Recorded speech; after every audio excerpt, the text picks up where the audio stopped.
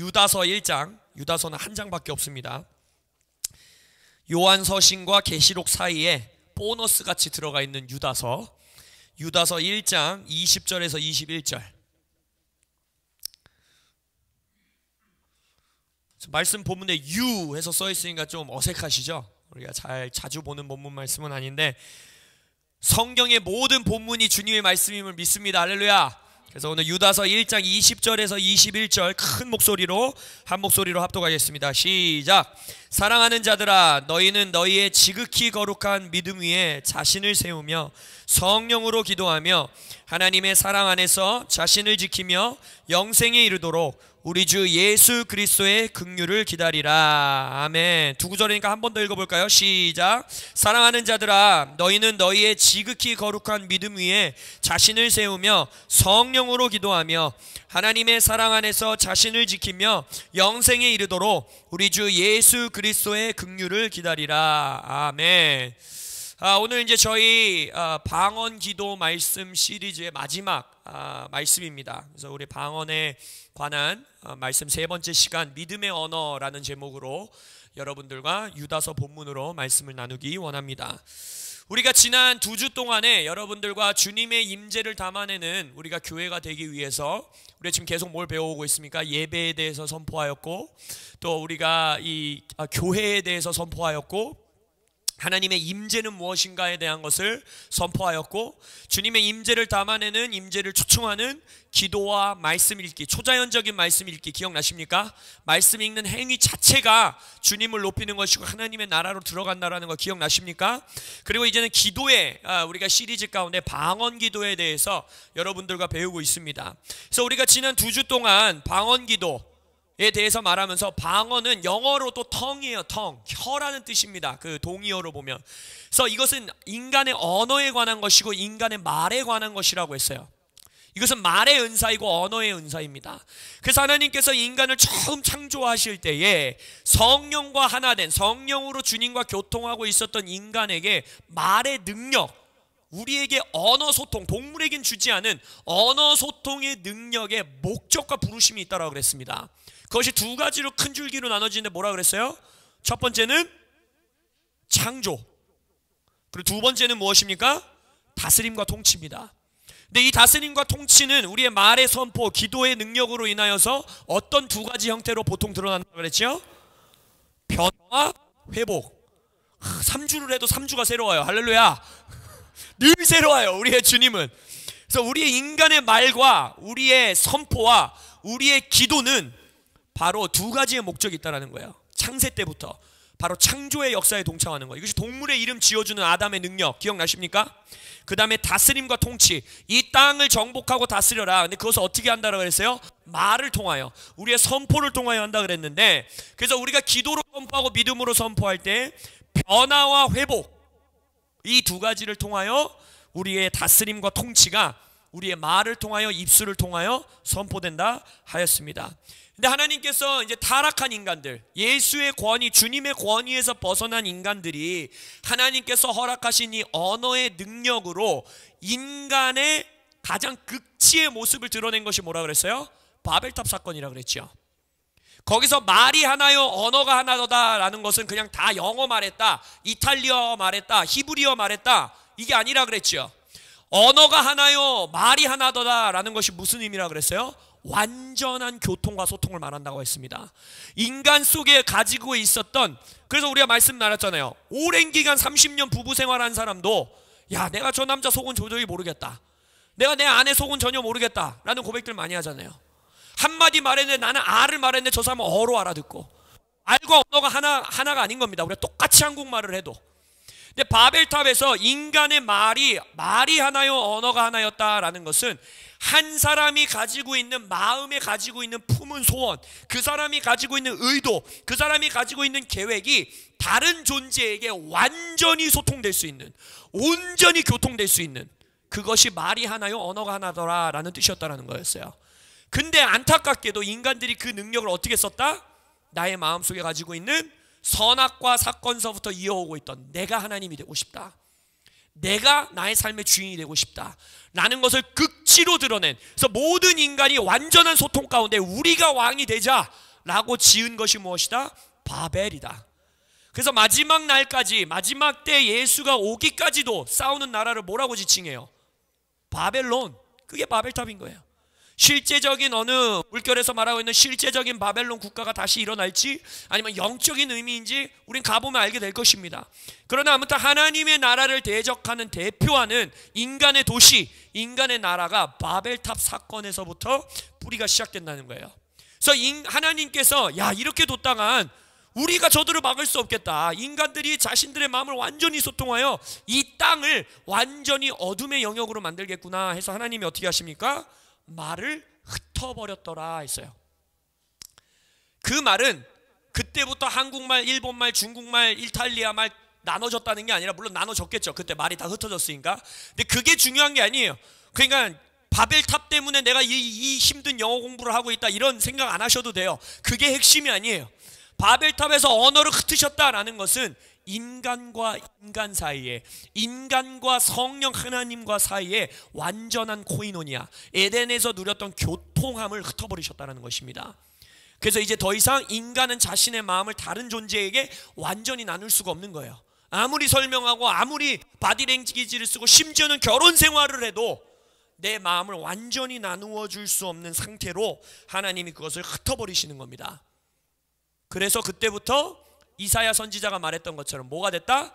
부정한 입술, 부정한 말을 하는 인간 세상이 되었다. 근데 그 부정한 입술과 부정한 말의 정의가 뭐라고 했습니까? 말을 흩어버리심으로써 이제 우리의 말이, 원래는 창조의 능력이 있고 다스림의 능력이 있는 말이었는데 이제는 우리의 말이 어떻게 됐다라고요? 상황과 조건에 우리의 말의 근원지가 바뀌어버린 겁니다. 우리의 말을 흩어버렸다라는 건 우리의 창조의 능력이 있고 다스림의 능력이 있는 말이 선포할 수 있는 유일한 근거가 뭐라 그랬어요? 우리의 말의 근원지가 창조주에게 있어야 되고 우리의 선포의 근원지가 통치자에게 있을 때에 우리의 입술을 통하여 창조와 통치가 선포되는 거라 했어요. 근데 이제 말의 근원지가 어디로 바뀌었다? 세상의 조건, 세상의 환경, 땅에 두게 된 겁니다. 그러다 보니까 부정한 말, 부정한 언어는, 부정한 입술은 지난번에도 배웠듯이 단순히 뭐 음담패설, 뭐 나쁜 말, 부정적인 말 이런 것만을 말하는 것이 아니라 있습니다. 말의 근원지가 땅에 있으면, 내 삶의 환경에 있으면 나는 부정한 입술인 거예요. 그래서 말씀드렸죠. 논리 정연한 말일 수도 있고요. 실은 세상 경제와 세상 이 인문학과 세상적인 이 심리학과 이런 걸로 봤을 땐 아주 정확한 분석일 수도 있습니다. 그 말이.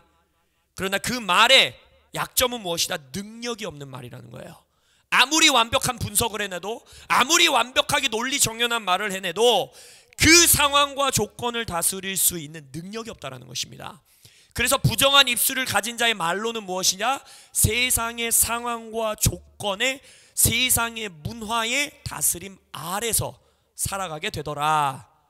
이것이 지난주 2주간의 말씀의 핵심입니다. 하지만 우리는 우리의 말의 능력이 회복되었습니까? 되지 않았습니까? 회복되었죠. 예수 그리스도의 십자가의 죽음과 부활로 인하여 이제는 창세 때 아담이 가졌던 그 말의 능력, 기도의 능력이 우리에게 회복되었습니다. 그래서 우리는 말과 선포를 통해, 우리의 대화를 통해, 복음 선포를 통해, 기도를 통해 세상을 변화시켜야 되고, 영혼을 소생해야 되고, 상황을 돌파해야 되고, 폭풍을 잠잠케 해야 됩니다. 할렐루야. 그것이 우리에게 말, 언어 소통의 능력을 주신 하나님의 목적인 거예요. 근데 인간의 말이 처음 무너진 것이 그럼 어딜까요? 왜 인간의 말의 능력을 잃어버리게 됐을까요?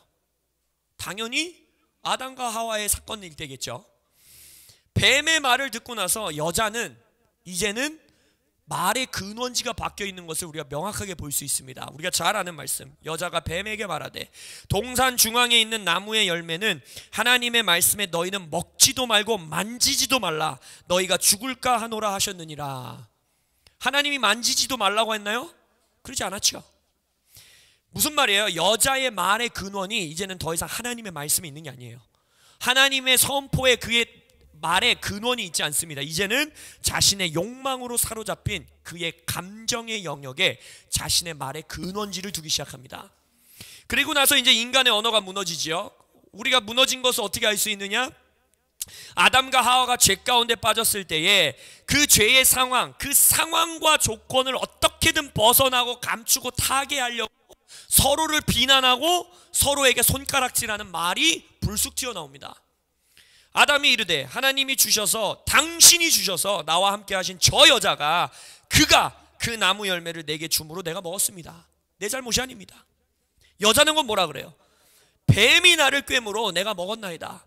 자신이 다스리고 지켜야 되는 피조물을 향하여서 나의 상황을 타개하기 위해 내 말을 돌려버립니다. 상황과 조건 속의 말의 근원이 두어버리는 거지요. 가인은 어떻게 합니까? 자신의 아우를 죽이고 나서 뭐라 그래요? 그가 이르되, 가인이 이르되 내가 알지 못하나이다. 내가 내 아우를 지키는 자입니까? 지키는 자예요? 안 지키는 자예요? 지키는 자죠. 지키는 자의 부르심이 아담에게, 인간에게 이미 주어졌잖아요. 동산을 지키고 경작하여라. 그러나 이제 자신의 말의 근원은 더 이상 하나님의 명령에 있지 않은 거예요. 하나님의 말씀에 있지 않는 거예요. 어떻게든 이 상황을 타개하려고 하는 거예요.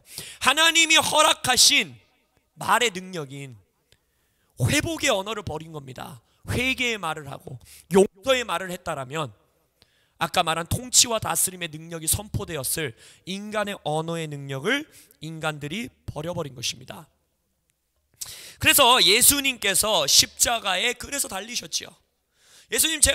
예수님이란다. 여러분들이 예수님은 아니죠. 예수님께서 십자가에서 죽고 다시 사셨을 때 그 역사가 무엇을 의미하는지 여러분들이 온전히 아셔야 돼요. 우리는 너무 뭉뚱그려서 십자가를 생각해요. 나를 깨끗게 하셨지, 내 죄를 사하셨지, 내 죄를 깨끗게 하사 천국 가게 하셨지. 아니요, 십자가의 핵심이 뭔지 아십니까? 왜 예수가 인간으로 오셨어야만 했는지 아십니까? 그것은 인간을 인간으로 회복하기 위해서 십자가를 지신 겁니다. 인간을 인간답게 살 수 있게 하시려고 십자가를 지신 것이 십자가의 핵심이에요. 이 땅을 다스려야 되는 건 인간들인데 하나님의 성령과 완전한 교통으로 이 땅을 다스릴 수 있는 능력을 인간이 잃어버리니까 우리가 인간다운 거야 라고 생각하고 있는 인간다움의 기준은 하나님이 인간을 창조하실 때 기준의 밑에 있다는 거예요. 이미 우리가 쉽게 하는 말이 뭐예요? 난 그냥 인간이잖아. 사람이니까 그냥 그런 거지. 죄 지어놓고 다 그러는 거지. 인간은 아니에요. 인간이라는 정체성 자체가 원래 거기에 있지 않아요. 그래서 기적과 표적이 우리는 뭔가 특별한 걸로 생각하면 안 됩니다.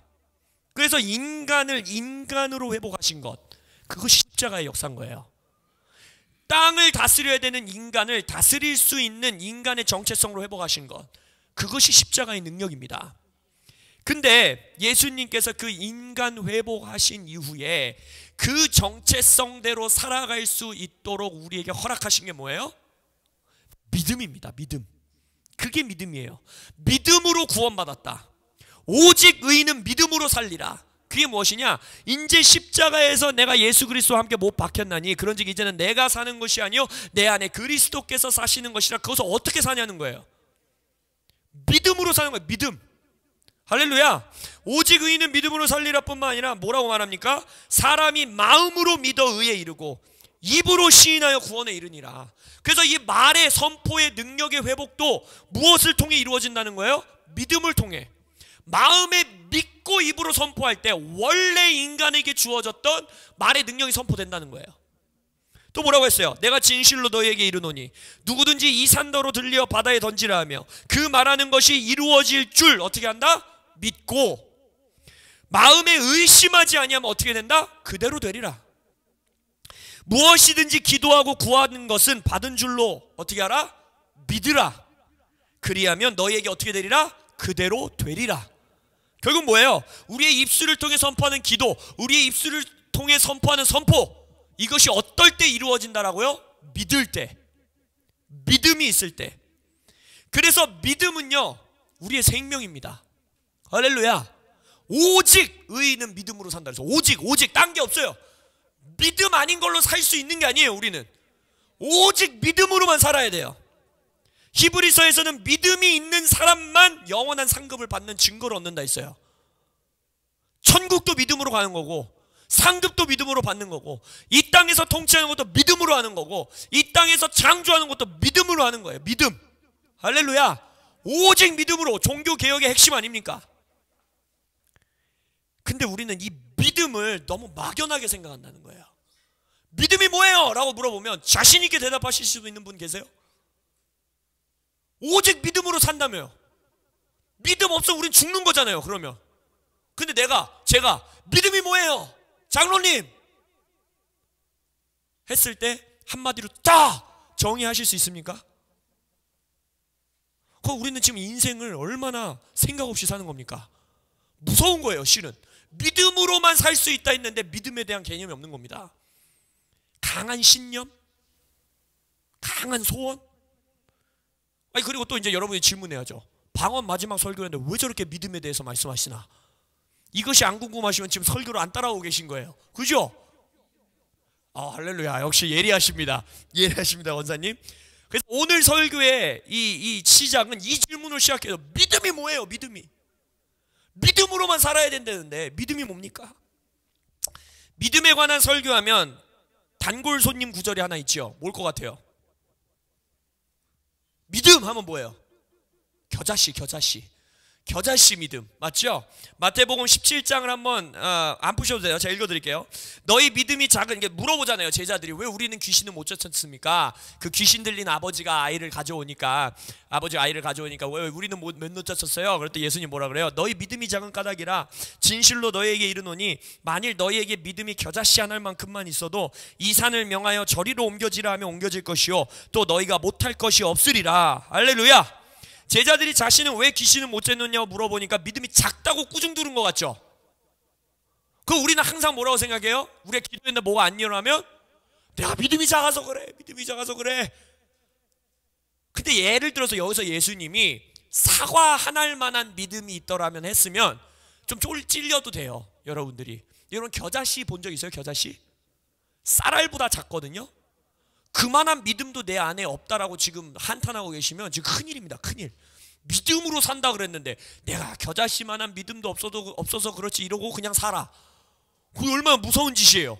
믿음으로만 산다 그랬는데 여기서 말하는 작은 믿음, 너희가 믿음이 겨자씨란 만큼만 있어도 너희들의 믿음이 작은 까닭이다 라고 했을 때 우리가 우리 코람데오 유튜브에서도 제가 번역해서 올려놨지요. 크리스 발렌트 목사님도 이 설교를 하셨는데 여기서 너희들의 믿음이 작다라고 한 언어의 뜻이 뭐라 그랬어요? 이 언어의 원어의 언어는 두 개의 어근으로 조합되어 있어요. 두 개의 언어의 합성어예요. 무엇이냐? 한 단어는 짧다예요. 짧다. 그래서 두 번째는 뭐냐? 꾸준하다라는 뜻이에요. 그럼 믿음이 작다라는 말은 뭐예요? 너희들의 꾸준함이 너무 짧다는 거예요. 그러니까 뭘 말하시는 겁니까? 누가복음 18장 과부의 비유 생각나십니까? 원한 풀어주세요.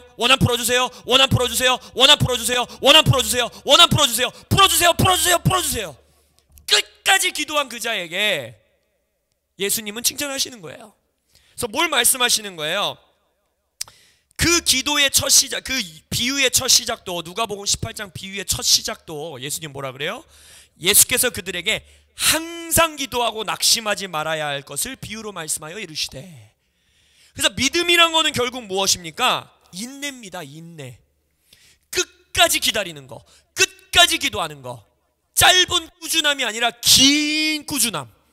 예수와 같이 기도의 자리를 확보하는 것, 기도의 시간을 확보하는 것, 기도의 습관을 확보하는 것, 이것이 믿음의 핵심이라는 거예요. 근데 오늘 우리가 인내에 대한 말씀을 나누는 것이 아니라 믿음의 또 한 면을 볼 것인데 이게 연결되어 있습니다. 두 가지가. 잠시 이것을 머리에 두시고 믿음은 인내다, 믿음은 끈질김이다 라는 것을 머리에 염두에 두시고 오늘 우리가 집중하기 원하는 것은 믿음의 또 하나의 면이에요. 또 하나의 면. 아까 우리가 본 겨자씨 구절, 그 마태복음 17장 그 사건은 귀신 들린 아이의 축사 사건, 아버지가 데리고 나와서 요한복음을 제외한 모든 공간복음에 등장합니다. 그러니까 아마 제자들에게 굉장히 각인되었던 사건이에요. 마태복음 17장, 마가복음 9장, 누가복음 9장 모두 다 이 사건을 기록하고 있습니다. 근데 이때 이 사건이 일어나기 전에 제자들은 이미 둘씩 나가서 많은 기적들을 행했고요. 5,000명, 4,000명 먹이는 기적도 동참하고요. 그 다음에 이 사건 이후에 누가복음에서는, 이 축사 사건 이후에 누가복음에서는 야고보와 요한은 어떻게까지 말하는 줄 아세요? 사마리아 마을에서 자기들을 안 받아들여 주니까 뭐라 그래요? 불을 내려서 저들을 멸하여 버리자고. 여러분들은 그것이 어떻게 저런 끔찍한 생각을 할 수 있어? 라는 것에 놀라시면 안 돼요. 더 놀라셔야 되는 건 내가 불을 내리도록 선포하면 불이 내려올 거라는 걸 알았다는 게 놀라운 거예요. 거기다 아멘하니까 조금 이상하기는 한데, 아무튼 간에 그러니까 이들에게 우리가 생각하기에 믿음 충만한 제자들이었어요. 뭐든지 일어날 수 있다라고 생각했던 게 제자들이었어요. 그래서 제자들도 물어보는 거예요. 내가 귀신을 왜 못 내쫓았습니까? 라는 질문은 뭐예요? 여러분들 기도해서 병자 안 나오면 예수님한테 끈질기게 물어보세요. 왜 안 나왔는지? 안 그러시죠? 기도하고 안 나오면 그냥 안 나왔나 보다 하시죠? 그러니까 이 제자들이 놀라운 점이 뭔지 아세요? 기도해서 안 난 게 이상하게 느껴진 거예요. 그게 놀라운 거예요. 내가 기도하면 축사가 돼야 되는데 안 된 게 이상한 거야. 그러니까 물어보잖아요. 아니 예수님, 내가 둘씩 나와서 귀신 내쫓은 게 몇 명인지 아세요? 요한은 70마리밖에 못해, 난 100마리 또 내쫓았어. 이런 느낌인 거예요. 내가 이렇게 귀신을 잘 내쫓는 사람인데 왜 안 됐습니까? 라고 물어본다는 거예요. 그러니까 실은 제자들은 어떠한 일, 어떠한 역사, 가시적인 열매가 나타나는 것에 대해서 믿음 충만한 사람들이었어요. 우리랑은 비교가 안 돼요. 근데 예수님의 고백을 한번 보세요. 마가복음 9장을 한번 펴봅시다. 이 귀신 들린 아이의 축사 사건이 가장 자세하게 길게 기록되어 있는 복음서가 마가복음인데,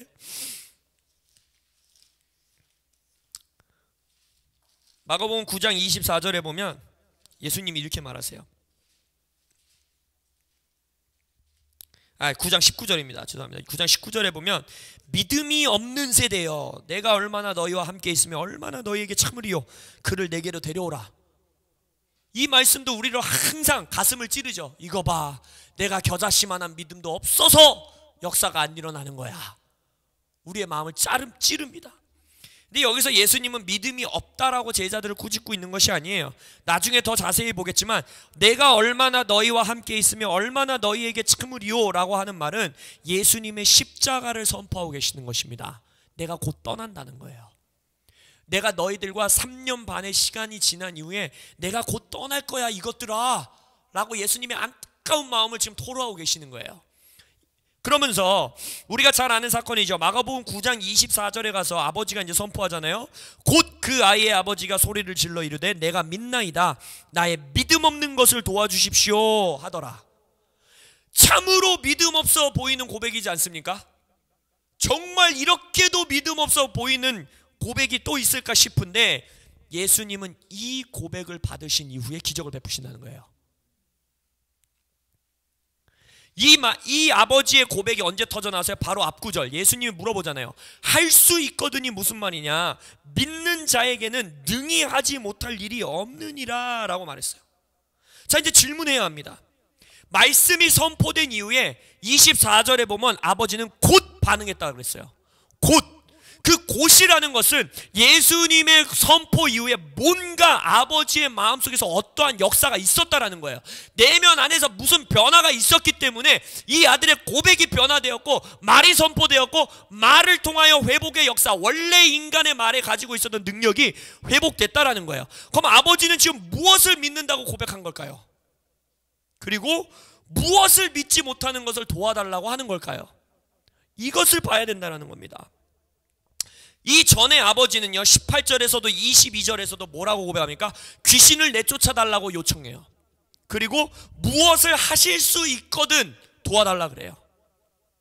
내 상황과 조건을 어떻게든 뭔가 변화시킬 수 있도록 도와달라는 거예요. 그러나 예수님이 할 수 있거든이 무엇이냐? 믿는 자에게는 불가능한 일이 없다 라는 이 예수님의 선포를 통하여 그 곧이라는 단어에서 볼 수 있다시피 이 아들의 마음속에 변화와 믿음이 생성된 거예요. 어떤 믿음이겠어요? 나는 이제 더 이상 내 믿음을 상황과 조건을 변화시키는 어떤 에너지, 어떠한 능력, 어떠한 힘, 이 수준으로 생각하는 것이 아니라 당신을 믿는다는 거예요.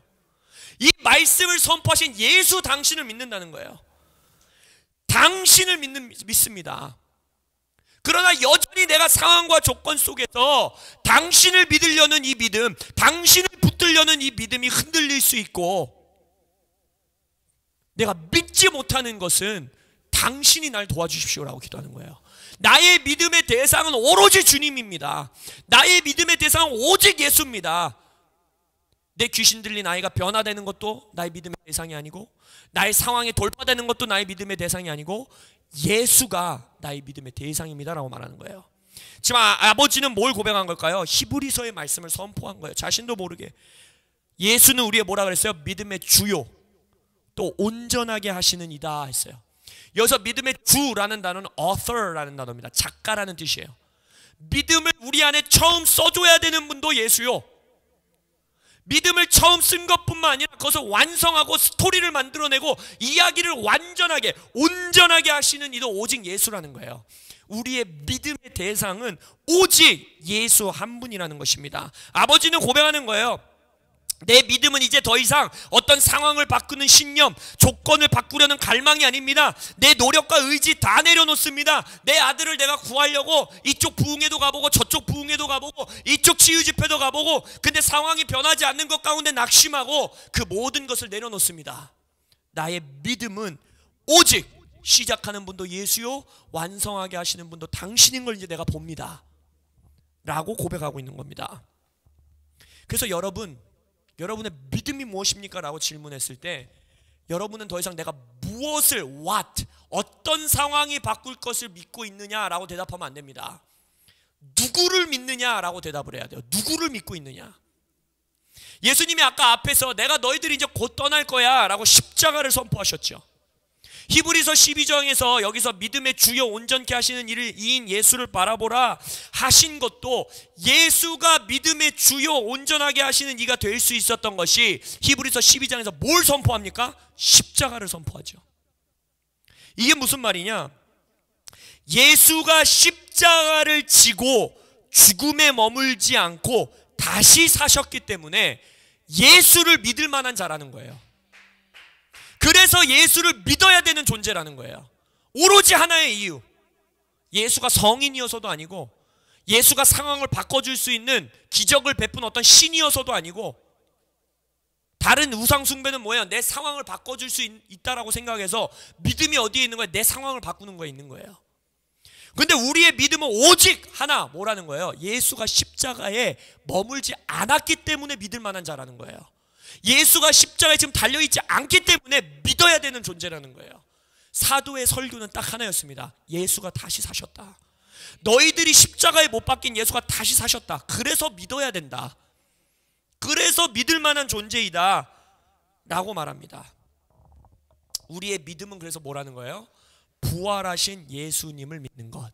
그게 믿음입니다.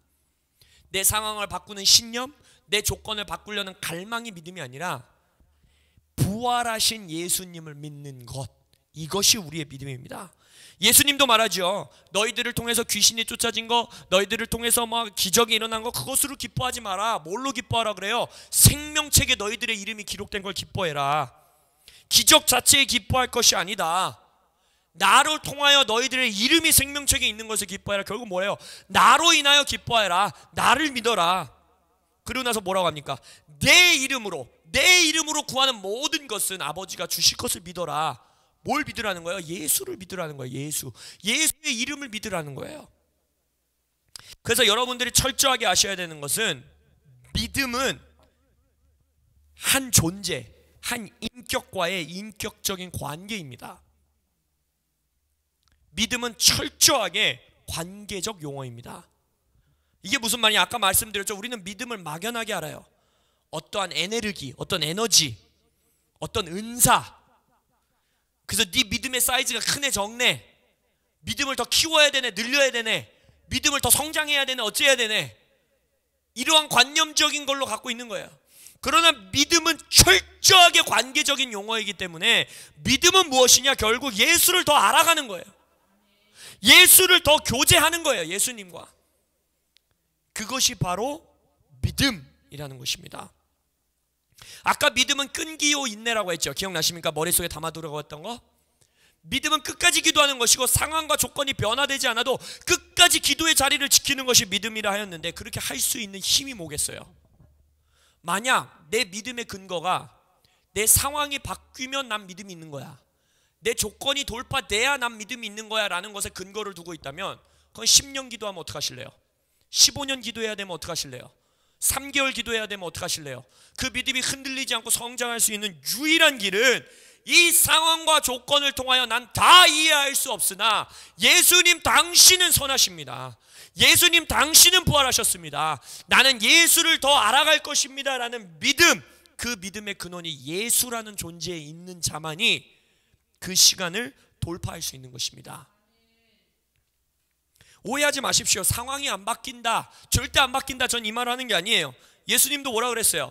그 과부의 비유에서 내가 속히 응답하리라 하셨고, 너희들을 통해서 산이 움직일 거다라고 말씀하셨고, 산은 옮겨집니다. 할렐루야. 상황은 변화합니다. 할렐루야. 그러나 우리의 믿음의 대상이, 목표가 상황의 변화가 아니라는 거예요. 누가복음 18장에 예수님의 한마디로 이게 종결됩니다. 과부의 비유를 하시고 나서 예수님 뭐라 그래요? 내가 너희에게 이르노니 속히 그 원한을 내가 풀어주겠다라고 약속해요. 원한은 반드시 풀어질 거라는 거예요. 근데 그 뒤에 말이 이상해요. 그러나 인자가 올 때에 세상에서 너희 믿음을 보겠느냐 해요. 너희 믿음이 아니죠. 그러나 인자가 올 때에 세상에서 믿음을 보겠느냐라고 해요. 이 문장이 이상하지 않게 느껴지세요? 그럼 성경을 그냥 너무 술술 읽으시는 거예요. 잘 보세요. 우리가 생각하는 믿음은 뭐예요? 믿음이 있으니까 원한이 풀어지는 거잖아요. 그죠? 문제가 해결되는 거잖아요. 돌파되는 거잖아요. 근데 예수님이 원한을 풀어줬대요. 그럼 우리의 오토매틱하게 우리가 생각하는 건 뭐예요? 아, 내가 믿음이 있구나. 그죠? 믿음이 있으니까 원한이 해결된 거잖아요. 근데 그 뒤에 뭐라 그래요? 예수님이 그러나 내가 올 때 내가 믿음을 보겠니? 라고 질문해요. 지금 뭔가 우리의 믿음의 정의가 잘못되어 있다는 거예요. 믿음의 대상이 원한의 해결이 아니라는 거예요. 믿음의 대상, 우리는 뭐라 그래요? 믿음이 있으니까 원한이 해결됐죠. 하나님, 난 믿음 있는 자죠. 당연히 예수님이 오시면 내 믿음을 보죠 라고 말하고 있지만, 예수님은 내가 믿음을 보겠느뇨? 라는 질문은 뭐라는 겁니까? 믿음은 철저하게 상황에 놓여있지 않다는 겁니다. 믿음은 철저하게 person, 인격이신 예수님께만 놓여질 수 있는 선물이고 단어인 것입니다. 믿음은 철저하게 관계적인 용어예요. 그래서 그 말씀이 있죠. 내가 예수의 이름으로 귀신도 내쫓았고 기적도 베풀었고 표적도 베풀었는데, 예수님이 뭐라고 해요? 난 널 모른다 라고 하죠. 난 널 모른다 라고 말하는 게 있을 수 있다는 거예요. 이 관계적인 믿음을 소유한 자만이 아까 첫 번째 보았던 인내의 믿음을 완성할 수 있는 것입니다. 인내의 믿음을 완성할 수 있는 유일한 길은 관계적인 믿음이 있는 거예요. 그래서 그 아까 아버지의 고백은 전혀 이상한 게 아닙니다. 내가 주를 믿습니다. 그러나 내가 믿지 못하는 것은 예수께서 도와주십시오. 이 관계 가운데 나를 계속해서 끌어가 주십시오. 내가 예수를 더 알아가게 해주십시오. 내가 예수님의 능력을 더 경험하게 해주십시오. 내가 예수님과 더 하나 되게 해주십시오 라는 고백인 거예요. 왜냐? 당신이 나의 믿음을 시작하셨으니 믿지 할 수 있거든이 무엇이냐? 믿는 자에게는 능치 못함이 없느니라는 당신의 선포로 내 안에서 믿음을 author, 시작하셨으니, 기록하기 시작하셨습니다. 그래서 나는 당신을 믿습니다. 그러나 이 이야기의 완성은, 이 글의 완성은, 나의 믿음의 스토리의 완성도 누가 해달라는 거예요? 예수가 해요 주시옵소서. 그래서 믿음은 마인드 컨트롤이 아닙니다. 믿음은 신념이 아니에요. 믿음은 은사를 개발해내는 게 아닙니다. 에너지 증가가 아니에요. 막 더 큰 에너지를 받아야 되는 게 아니에요. 오히려 믿음은 예수를 더 알아야 됩니다. 더 경험해야 합니다. 예수님과 교통해야 합니다. 이것을 위해 우리에게 주신 은사와 선물이 무엇이냐? 방언 기도라는 거예요. 왜냐? 방언의 정의 자체가 우리가 지난 2주 동안 배운 게 뭐예요? 성령이 말하게 하심을 따라 기도하는 것. 성령과 언어가 하나요? 성령과 말이 하나인 것. 결국 뭐라 그랬어요? 성령과 교통하는 것. 그것이 방언 기도 은사의 핵심이라 그랬습니다. 성경은 로마서에서 성령님을 아버지의 마음을 아는 자, 아버지의 뜻을 아는 자, 아버지의 계획을 아는 자라고 말합니다. 예수님은 성령에 대해서 또 뭐라고 합니까? 성령이 오면 너희들에게 내가 가르친 것을 기억나게 하실 거야. 나를 드러내실 거야. 나를 영화롭게 하실 거야. 그분이 성령님이야 라고 말해요. 그래서 이 교회 시대라고 말하는, 마지막 때라고 말하는 이 시대, 예수님이 재림하시고 다시 오시기 전까지 이 땅에서 살아가고 있는 이 시대에서 예수님을 더 알아가고 예수님을 더 경험하고 예수님과 더 교통할 수 있는 유일한 길은 누구를 통해서라는 거예요? 성령을 통해서라는 거예요. 성령이 없이는 예수님을 알 수가 없어요. 그래서 은사주의 교회에만 성령을 강조하는 거야 라는 말은 참으로 무서운 말인 것입니다. 예수를 알 수 있는 유일한 길은 성령과의 교통과 소통입니다. 그럼 우리가 질문해야 되죠. 성령님이 어디 계시냐는 거예요. 성령님 계신 곳에 나도 있어야 내 믿음이 생기는 거잖아요. 내 믿음이 성장하는 거잖아요. 예수를 더 알아가는 거잖아요. 예수님을 더 경험하는 거잖아요. 성경이 말해줍니다. 성령님이 어디 계시는지. 이와 같이 성령도 우리의 연약함을 도우시나니 우리는 마땅히 기도할 바를 알지 못하나 오직 성령이 말할 수 없는 탄식으로 우리를 위하여 친히 간구하시느니라. 성령이 어디 계시다고요? 기도의 자리에 계십니다. 성령은 기도하는 곳에 계십니다. 왜냐? 성령이 기도하고 계시다고 했기 때문에. 그러면 나의 믿음의 주요 온전케 하시는 예수와의 관계적 믿음을 더 성장하기 위해서 우리는 어디로 들어가야 돼요? 기도의 자리로 가야 되는 것입니다. 여러분, 우리가 말로 막 기도하면 10분 이상 기도하지 못한다, 할 말이 떨어진다라는 거 정죄감 느끼실 필요 없어요. 성경이 지금 뭐라 그랬어요? 너네는 마땅히 기도할 바를 알지 못한다 했잖아요. 10분 이상 허벅지 꼬집어가면서 1시간 기도하는 게 더 이상한 거예요. 실은 마땅히 기도할 바를 알지 못한다 했어요. 근데 성령이 우리를 위하여 중보하는 그 중보 가운데 동참하는 것, 그것이 우리에게 기도의 자리에 머물 수 있는, 기도를 확보할 수 있게 하는 예수의 인생의 발자취를 따라갈 수 있도록 우리에게 주신 선물이 뭐라는 거예요? 방언이라는 거예요.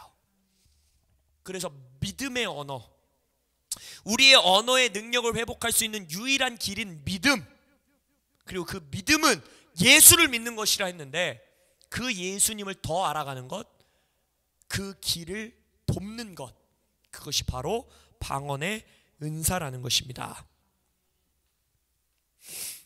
그래서 여러분, 믿음이 있어서 기도하는 게 아닙니다. 기도하기 때문에 믿음이 생기는 겁니다. 믿음이 만약 정말 관계를 통해서 주어지는 것이고 관계적 용어라는 것을 우리가 믿는다면 기도하기 때문에 우리는 믿을 수 있는 거예요. 그게 바로 오늘 본문 말씀의 핵심인 것입니다.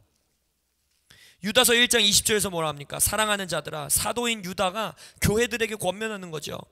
너희는 너희의 지극히 거룩한 믿음 위에 자신을 세워라. 믿음 위에 서라. 이상한 고백입니까? 교회로서 당연한 고백이죠. 21절에 뭐라 그래요? 하나님의 사랑 안에서 자신을 지켜라. 이것도 모든 교회가 받아들이는데 아무 어려움이 없습니다. 영생에 이르도록 우리 주 예수 그리스도의 긍휼을 기다려라. 이것도 어떤 교회도 받아들이기 어렵지 않은 선포입니다. 근데 그 선포와 같은 동등성상의 유다는, 사도 유다는 지금 뭐라고 말하고 있는 거예요? 성령으로 기도해라. 여러분이 믿음 위에 자신을 세울 수 있는 것, 예수를 아는 믿음 위에 나를 더 굳건히 할 수 있는 것, 그것은 방언으로 기도할 때라는 것입니다. 성령으로 기도할 때에 여러분들은 믿음 위에 굳건히 설 수 있는 것이고 하나님의 사랑 안에서 자신을 지킬 수 있는 것이고 예수 그리스도의 긍휼을 기다릴 수 있는 것입니다. 그래서 우리는 한두 번 기도하고 멈출 수가 없는 겁니다. 지속적으로 기도해야 되는 것입니다. 기도를 확보해야 되는 거예요. 누가복음 18장에 왜 그 여인이 지속적으로 끈질기게 찾아간 것이 중요한 건지 아세요? 예수님이 그 말을 왜 하셨을까요? 여러 가지 이유가 있겠죠. 인내하라, 끝까지 버텨라, 끝까지 기도의 자리를 지켜라 라는 것도 있지만, 여러분, 지속적인 기도의 능력은요, 기도의 대상이 어떤 존재인지 드러내줍니다. 잘 들으세요. 지속적인 기도는요, 내가 기도하고 있는 대상이 어떠한 존재인지 드러내주는 거예요. 자, 보세요. 누가복음 18장에서 과부가 누구에게 탄원을 합니까? 불의한 재판장에게 탄원을 합니다. 지속적으로 탄원하니까 재판장이 결국 뭐라고 고백해요? 난 이런 자지만 라고 고백하죠. 나는 원래 자비가 한 톨도 없는 놈이고 나는 인간도 두려워하지 않고 신도 두려워하지 않고 저 과부를 싫어하는 자야 라고 자신의 정체성을 드러냅니다. 지속적인 기도는요, 나의 기도의 대상이 어떤 분인지 드러내요. 그러니까 그 뒤에 말씀이 뭐예요? 불의한 재판장도 저렇게 응답할 건데 선한 나의 정체성을 말하시죠. 하나님이 선하신 아버지가 너에게 응답하지 않겠니? 라고 말하잖아요. 결국 무슨 말입니까? 내가 기도를 지속적으로 할 때에 나의 기도의 대상인 예수님과 하나님이 어떤 하나님이고 어떤 예수님인지가 더 드러난다라는 거예요. 그래서 난 더 믿을 수 있는 거예요. 왜요? 믿음은 예수님을 아는 거니까. 믿음은 예수님을 드러내는 거니까. 믿음은 예수님과 교제하는 거니까. 내가 지속적으로 기도하면 예수가 어떤 예수인지가 드러난다는 거예요. 그러면 나는 더 믿을 수 있는 거예요. 이게 믿지 못함을 도우소서라는 거예요.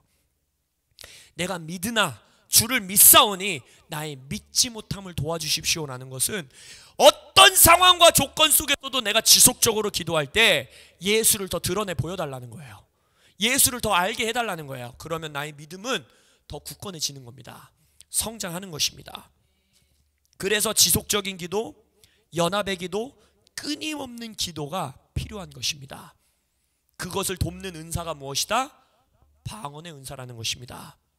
오늘 유다서에서 말하는 것처럼 믿음 위에 너희들이 설 수 있는 강력한 무기, 강력한 길, 그것은 성령으로 기도하라는 것입니다. 그리할 때 우리는 믿음 위에 설 수 있게 됩니다. 믿음의 대상인 예수를 더 보게 됩니다. 예수를 더 경험하게 됩니다. 그리하여 우리의 믿음은 더 성장하게 되는 것입니다. 사도 바울이 빈말하는 사람이 아닌데 뭐라고 고백해요? 내가 너희 모든 사람보다 방언을 더 많이 말함으로 하나님께 감사하노라 라고 고린도전서 14장에서 말합니다. 이 말만 가지고도 방언을 금지하는 걸 전 이해할 수가 없습니다. 사도 바울이 뭐라 그러는 거예요? 내가 이 지금 고린도에 있는 너희 누구보다, 전 이러한 고백을 여러분들 앞에 당당히 할 수 있기를 소원합니다. 내가 고린도에 계신 여러분들 누구보다도 방언을 더 많이 말하기 때문에 하나님께 감사합니다라는 고백을 할 수 있는 목회자가 되기 원해요. 사도 바울은 당당하게 고백하는 거예요. 고린도는 은사가 넘쳤던 교회입니다. 고린도는 어마어마한 역사가 있었던 교회입니다. 근데 사도 바울은 뭐라고요? 내가 너희 누구보다도 방언을 더 많이 말함으로 하나님께 감사하도다라고 목회자는 고백하고 있는 거예요. 이 대사도가. 여러분 방언 많이 하십시오. 방언을 통하여 예수를 만나십시오. 성령과 교통하는 자만이 예수를 알 수 있습니다. 아담이 하나님을 알 수 있었던 건 하나님과 완전한 교통 가운데 있었기 때문입니다. 그리할 때 그의 말에 능력이 있는 겁니다. 그 믿음의 고백, 주여 참으로 믿음 없어 보였던 그 고백, 내가 주를 믿사오나 믿지 못함을 도와주십시오라는 고백이 가장 믿음의 큰 고백인 것입니다. 예수를 더 알게 하여 주옵소서. 할렐루야. 갑자기 방언 30분 하던 걸 막 1시간씩 해야 될 것 같은 열정이 일어나기를 선포하노라. 할렐루야. 일할 때에도 입을 중얼거리며 방언하고, 운전할 때에도 입을 중얼거리며 방언하며, 샤워할 때에도 입을 중얼거리며 방언하는, 잠에서 깨서도 할렐루야 리아리아라바 하면서 깨시는, 할렐루야, 여러분들 되시길 예수의 이름으로 축원합니다. 아멘. 기도하겠습니다.